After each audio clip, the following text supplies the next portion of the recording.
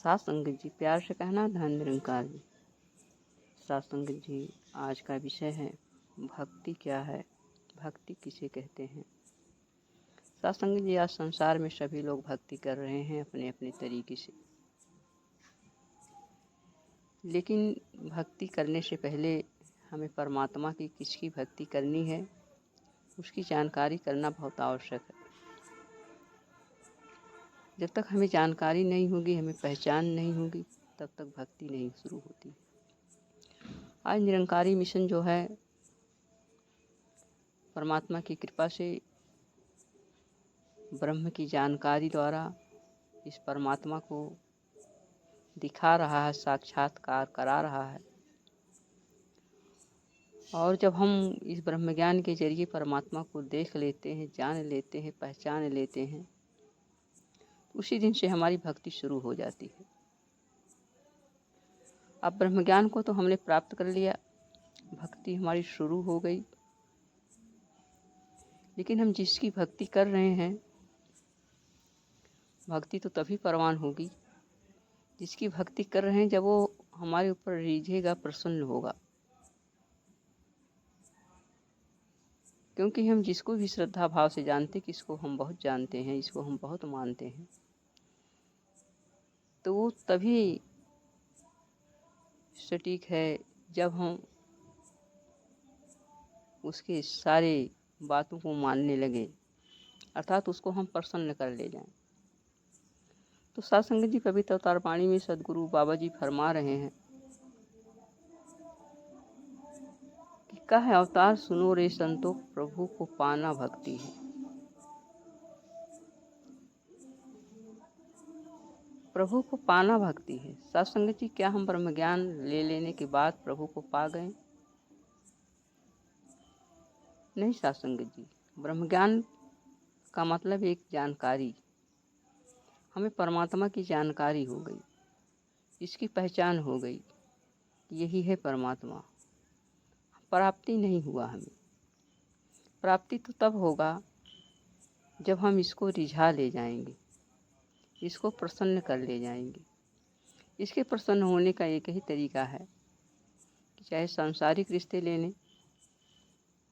सांसारिक रिश्तों में एक स्त्री के पति होता है, जब ससुराल में पहुंचती है तो पति तब प्रसन्न होता है जब पति के जितने भी रिलेटिव हैं, रिश्तेदार हैं, भाई हैं, चाचा हैं, माँ हैं, पिता हैं, बहन है, पत्नी को सारे रिश्तेदारों को स्वीकार करना पड़ता है और सबकी सेवा शुश्रूषा करनी पड़ती है, सबकी बातों को मानना पड़ता है, तब कहीं जा कर के पति प्रसन्न होते हैं।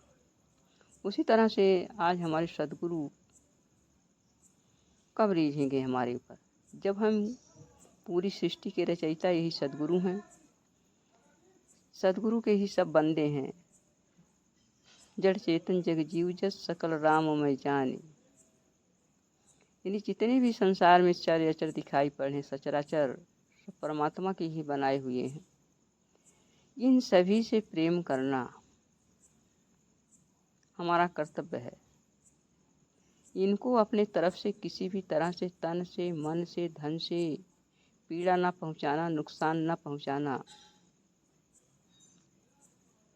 ये परमात्मा इस तरह से जब देखते हैं तो प्रसन्न होते हैं कि आज जिसकी झोली में हमने ब्रह्म ज्ञान डाला, यानी जानकारी दे दी कि यही परमात्मा है, तो इसे परमात्मा को खुश करने के लिए परमात्मा की जितनी भी बनाई हुई चीज़ें हैं, जितनी भी इसके उसूल हैं, ये बंदा उस उसूलों पर चल रहा है और जितनी भी हमारी बनाई हुई चीज़ें हैं उसको किसी भी तरह से कोई नुकसान नहीं पहुंचा रहा था, सबसे बराबर प्रेम कर रहा है, तब कहीं जा कर के परमात्मा खुश होते हैं।